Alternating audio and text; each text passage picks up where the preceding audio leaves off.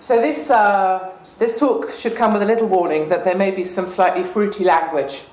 Please forgive me, but I am from a tabloid background, so that'll be my excuse. My father would never approve. Okay, it is lovely to see you all here being traditionally British today, and I'm thrilled to be here with you all.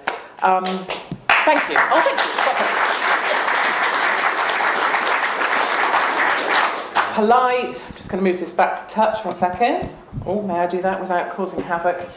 Polite, smartly dressed, wanting the best for your families and your country, working hard to pay your way, proud of your armed forces, proud of our beautiful Union flag and this land of hope and glory. You bunch of racist bastards.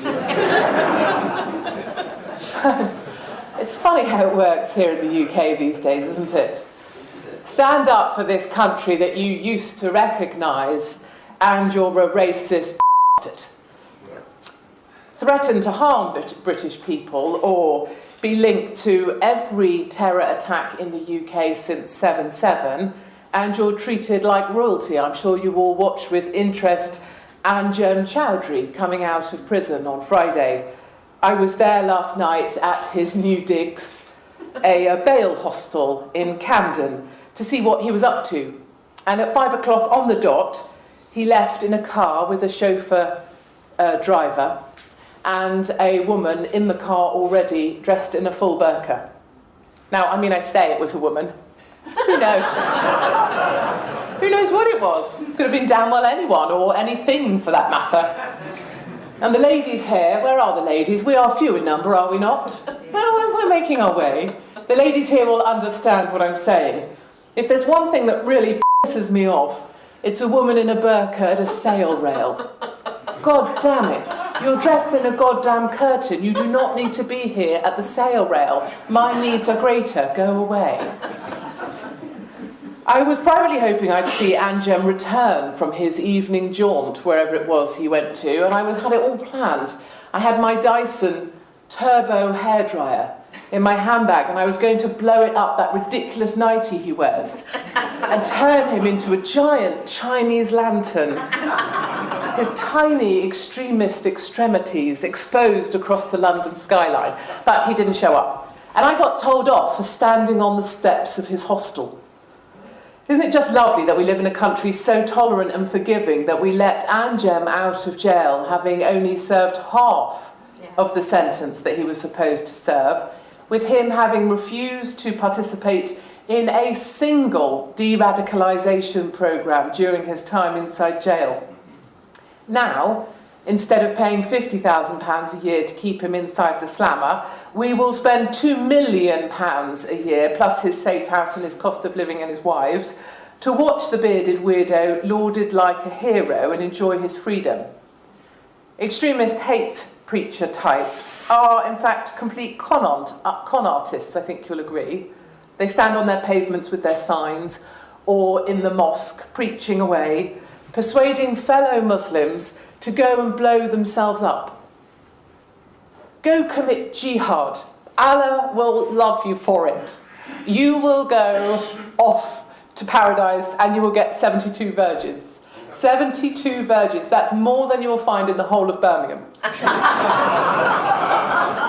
You know, and I've been there. And I'm not one. Yes, anyway. Do future jihadis never look at the bearded weirdo in the white nightie, telling them to do all this stuff and think, hold on a minute, Anjem, when did your jihad happen? Have you got like a sick note from games? Are you Biffchit, Anjem? Why don't you ever have to go and blow yourself up? It's the sort of thing I would be asking.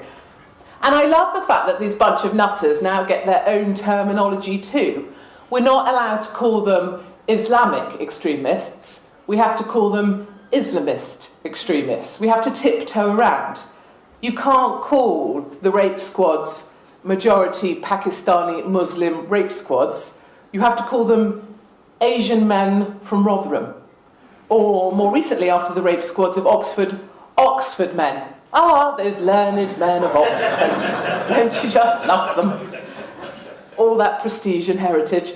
Returning jihadis is also twisted speak, if you think about it. You aren't a returning jihadi.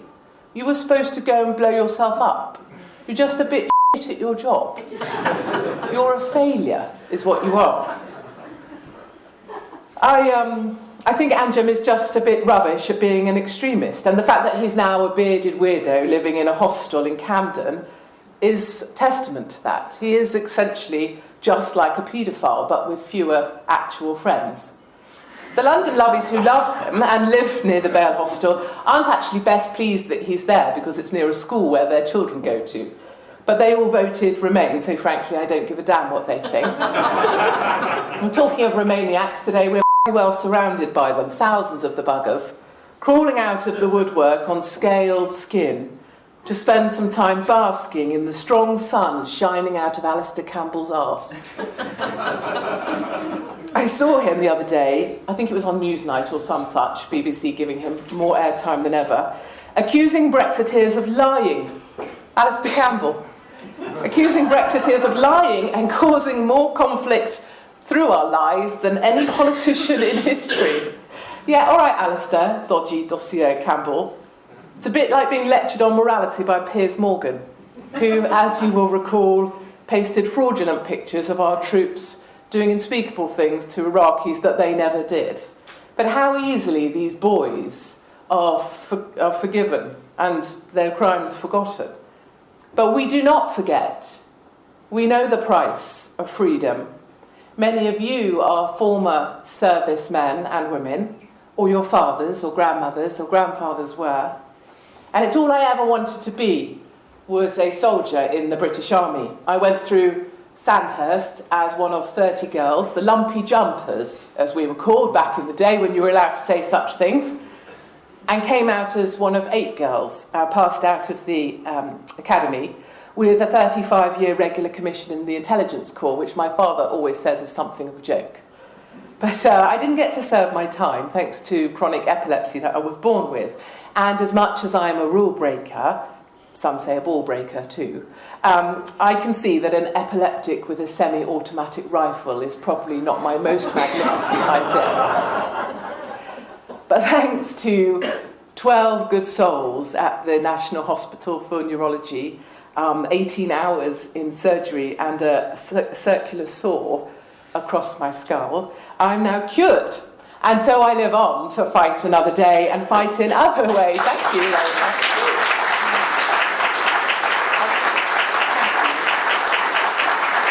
It's fine, actually. I didn't do anything. I just had a really nice sleep, like the best sleep I've had in ages.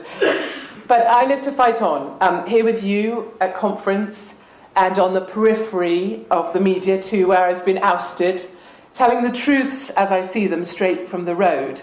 And I will be out there later today with the Remainiacs and that lot screaming for a second vote on Brexit, reminding them in my character Joan O'Brien with her wig that we already voted, and we voted to leave. You know, they'll be chanting, they had it planned, I saw it on Twitter. Hey, hey, Theresa May, let the people have their say. I mean, honestly, this is the intelligence, to speak to your point, intelligence levels have declined significantly, and obviously, all the lovies will be out there. Bob Geldof, ooh. Brian Cox, ooh. Matt Lucas, the great bold weirdo. Hey, hey, Bob, Brian and Matt, we already voted, you stupid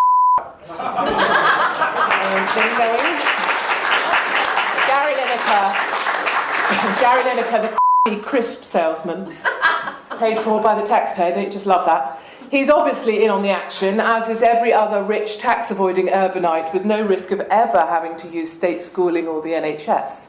Because you will know, as well as I know as a mum of 3 children under 14, those are the places that the rubber hits the road. If you load a country with 50,000 people a year, and that's an underestimate massively in my personal experience with trucks through Calais, they sure as hell aren't going to be causing a queue at the exclusive Greycoat School just up the road, or at London Bridge Private Hospital.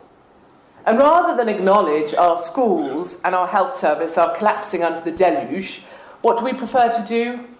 We blame our elderly, contributing all their lives, seldom causing bother, the real troopers of this nation, and yet held up every time as the reason the NHS is in crisis.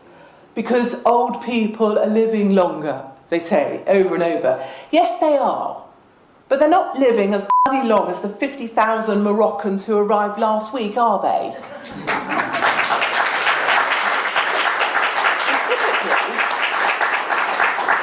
Us very reasonable British types only have as many kids as we can fit into a reasonably priced car, not a bus.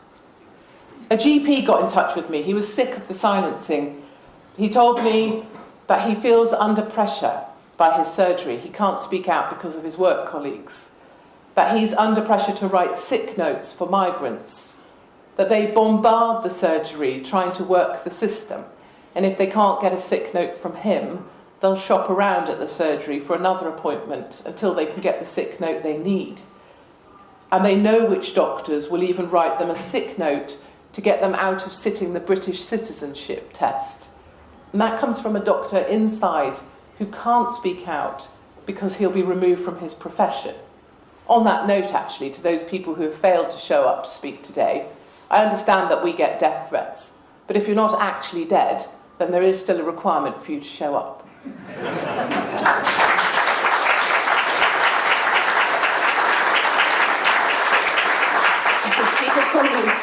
People call me a massive Islamophobe. I embrace that, although I am only 9 stone 8.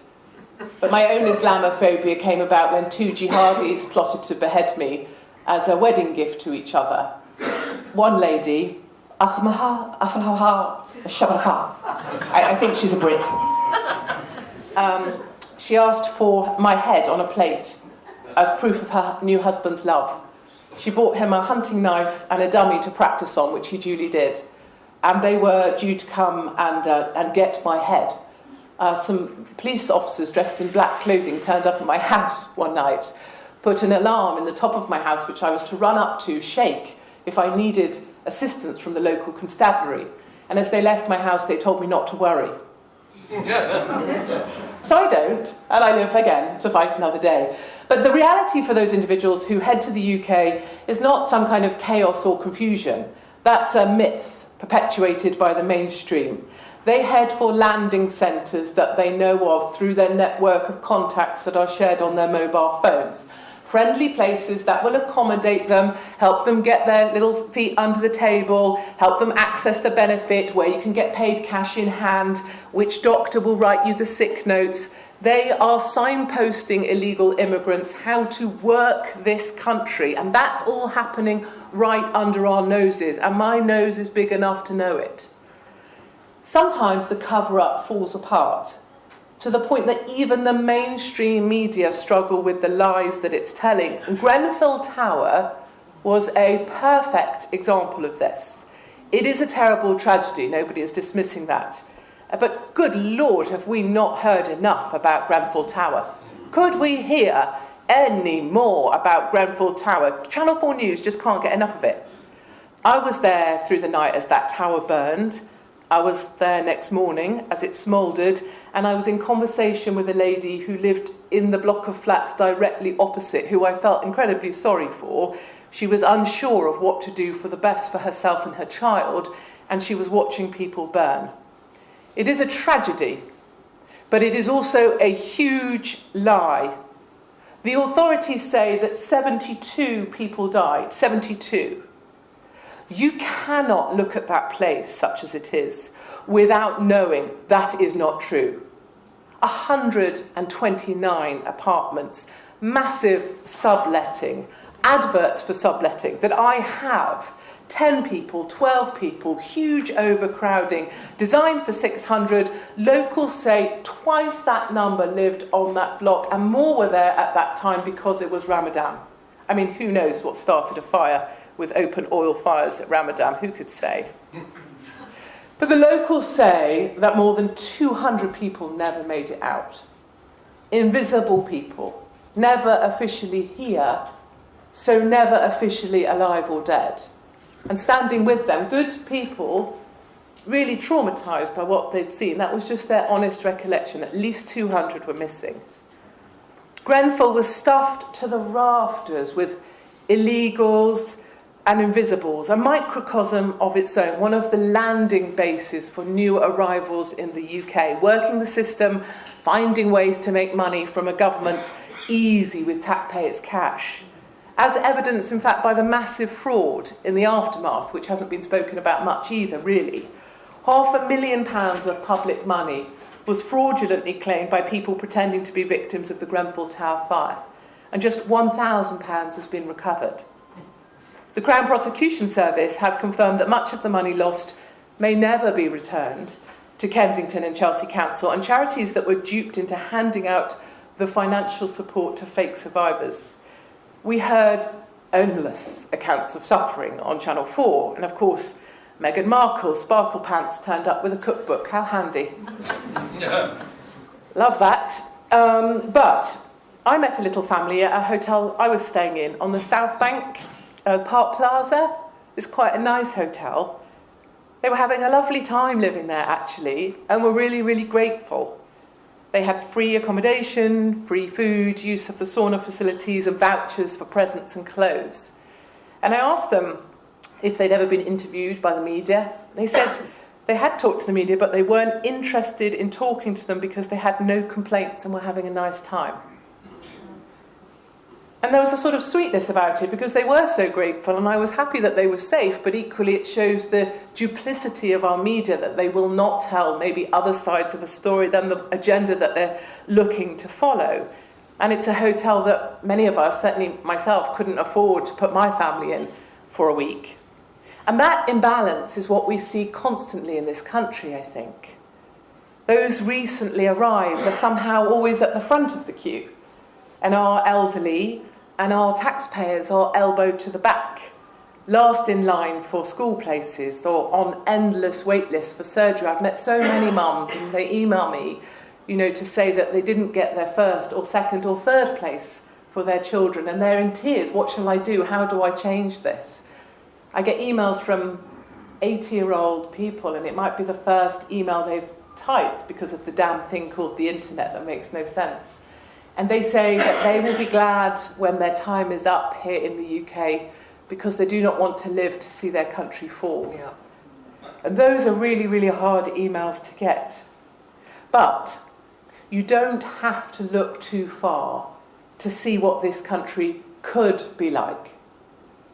I recently returned from Poland, where I was annoying lefties, and it's a hobby. Poland has a policy of zero illegal immigration. It's now officially the safest place in the whole of Europe to be a woman, and it has had zero terrorist attacks. The Christian faith is front and centre. There are no mosques to be seen or to speak of. And the Polish culture, I know, right? Polish culture is strong and celebrated, and the Law and Order Party are in power, delivering on their manifesto promise of zero illegal immigration. And one strange thing happened to me while I was there. I saw some girls just in their shorts and t-shirts cycling on bikes, and it was like 8:30 at night. It was still light. And I was struck. Girls on bikes, 8:30. And I was looking around, and there was something odd about it. And I realised what was upsetting or troubling me was I felt the need to go and look after them or something motherly. And it was the fact they had not a care in the world. And what upset me about that was not that they had not a care of the world, because that's a perfect thing, is that I noticed. I was alarmed for them. I was anxious because I come from the UK where that couldn't happen. And that's a really striking sign, I think, of how far this country has fallen. They've not bought into mandatory multiculturalism. They've defied Merkel on migrant quotas, and they've defended their borders beautifully. When the Saudis rang the Law and Order Party, as folklore has it, to ask if they could build a mosque in the city of Warsaw, the Law and Order Party told the Saudis to get back in touch when they could build a cathedral in Dubai.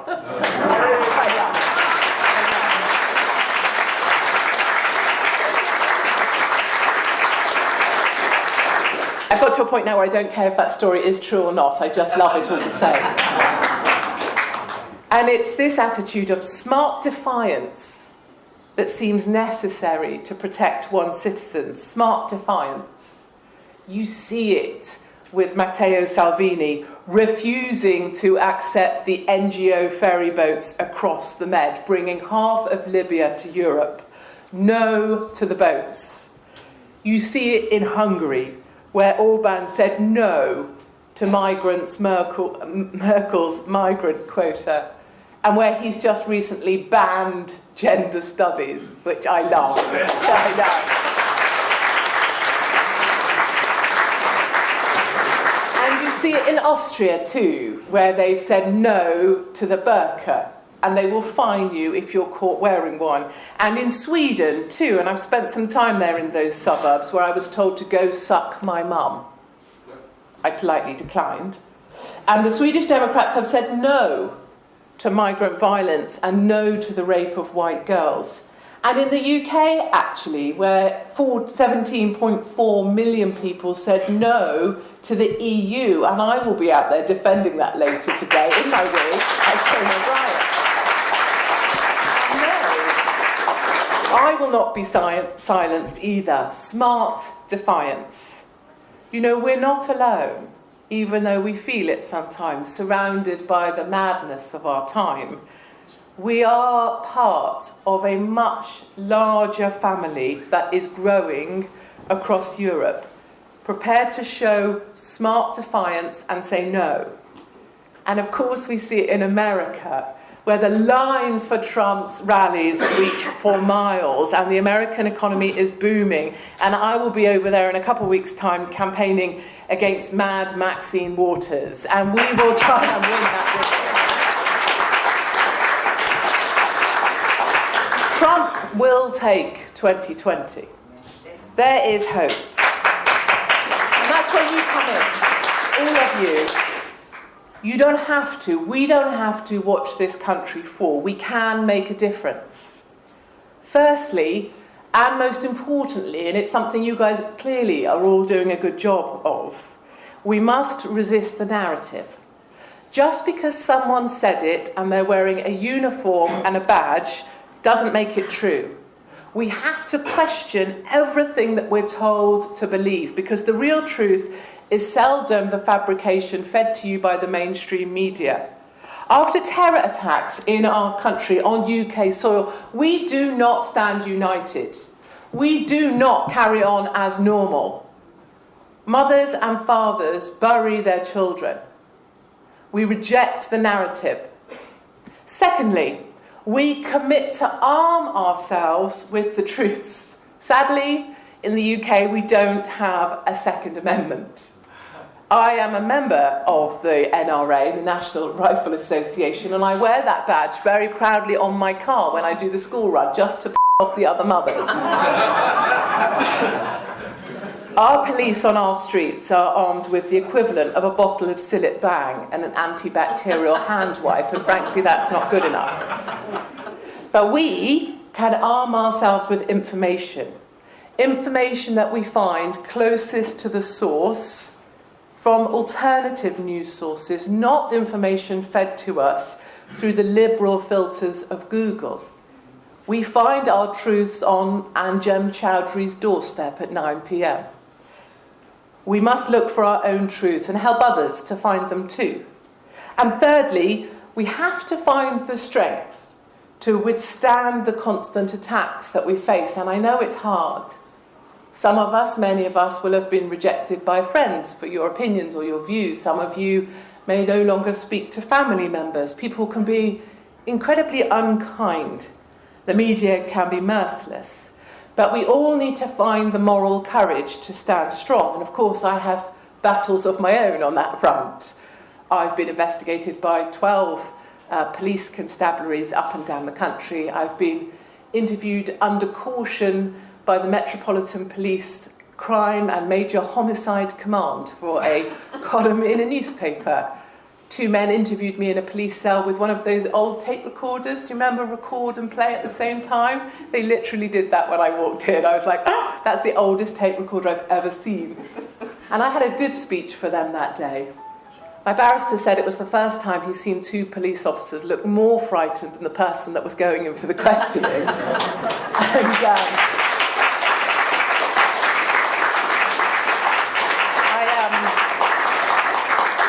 Obviously, I've had jihadis plotting to cut my head off, and members of the public ring social services to report me as a mother in the hope that taking my children away will silence me. These are the sorts of things we face, and that's okay. I have no complaints. I'm not a victim. There's no self-pity. If I don't like it, I can go home, sit on my sofa and shut up and become a victim, or maybe trans, and that's not... People sometimes say, gosh, Hopkins, you're a jolly good-looking bloke. I'm like, oh, yes, thanks very much, I am. But together we can save Britain from itself. We reject the narrative. We arm ourselves with the truth, and we find the moral courage to stand strong. This is our time. We will not let this country fall. We will get furious, and we will fight back for Britain, traditional Britain. Thank you very much.